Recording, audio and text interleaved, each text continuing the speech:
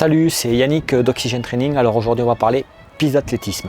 Alors on va voir ensemble comment se comporter dessus, les différentes marques qu'il peut y avoir dessus, les repères, les distances, où se placer en fonction des séances qu'on a à faire.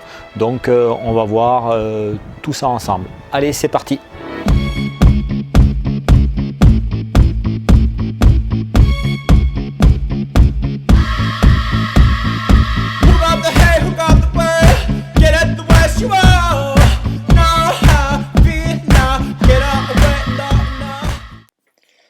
Voici un exemple de stade, donc là un stade plutôt grand dont la piste fait 400 mètres.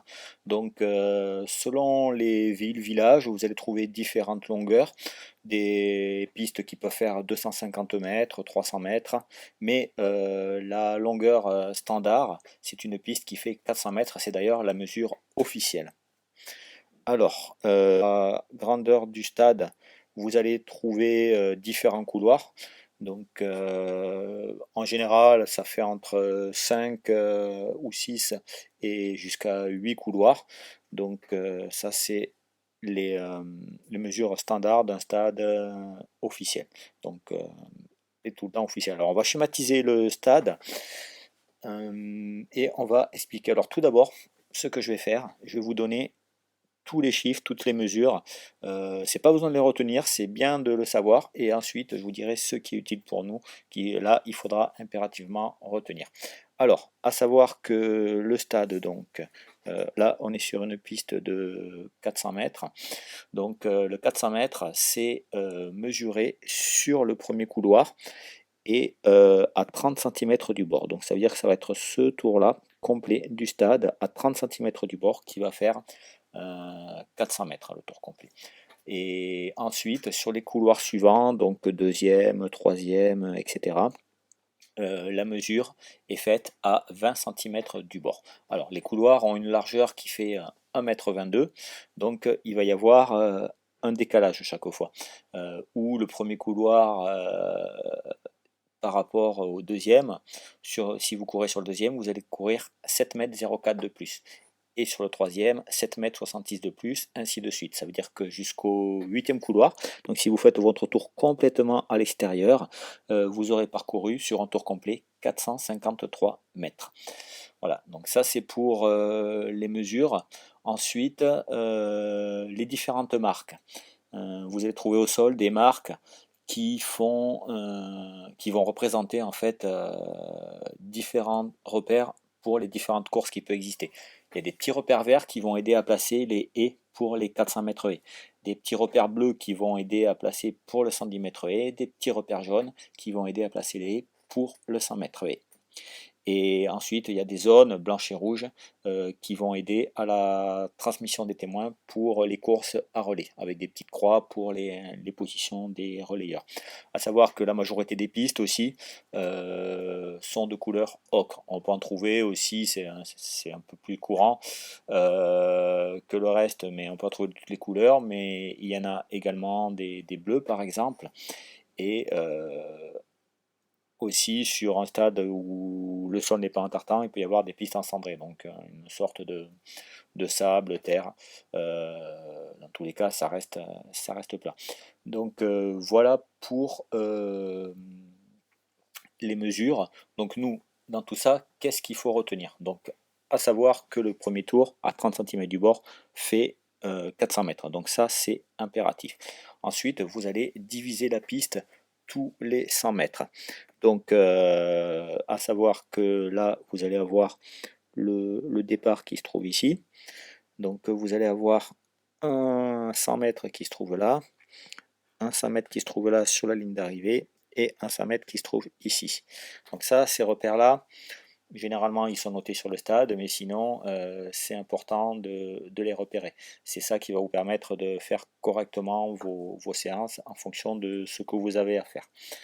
Donc, vous avez également cette partie-là, qui est la ligne droite la plus longue, qui va permettre de faire des 100 mètres ou des 110 mètres au niveau des courses. Alors, voilà pour les différents repères. Donc, je vais retracer tous les 100 mètres. Donc ça, c'est c'est impératif. Alors, s'ils y sont, par exemple, sur votre départ, si vous avez des 200 mètres à faire, vous allez partir d'ici pour toujours arriver sur la ligne d'arrivée qui se trouve là. Donc, soit vous avez un repère et vous pouvez poser, s'il n'y a pas le repère, vous allez pouvoir poser par exemple votre gourde ici, une veste ou quelque chose comme ça, un plot, tout dépend, mais faites ce repère là. Et puis même vous pouvez le faire sur les différents points de 100 mètres. Alors, quand vous allez courir, donc vous courez si votre séance est en distance, hein, si vous avez des 200 mètres, 300 mètres, 400 mètres, 1000 mètres, etc., vous restez tout le temps à l'intérieur. Voilà, même si les coureurs vont plus vite que vous, vous vous décalez pas, vous restez à l'intérieur. Pour pas les gêner, c'est eux qui se décaleront pour vous doubler. Vous vous occupez pas de ceux qui arrivent derrière, vous restez sur votre intérieur. Si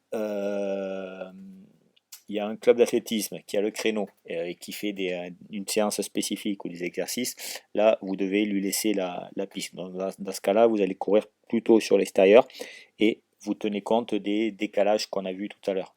Ça veut dire que si vous allez faire des 200 mètres, que vous partez sur le deuxième ou troisième couloir, donc tenez en compte ce décalage et vous avez un trait blanc horizontal qui traverse tout le couloir en fait, hein, pour vous repérer. Voilà, comme ça vous pouvez faire vos 200 mètres aussi bien sur le premier couloir que le deuxième, le troisième, etc. Ainsi de suite. Ensuite, quand vous arrivez, donc vous finissez votre ligne droite par exemple, vous arrivez ici, pour pas gêner un coureur qui arrive derrière, tout de suite, vous allez vous décaler vers l'intérieur, sur la pelouse, pour pas gêner.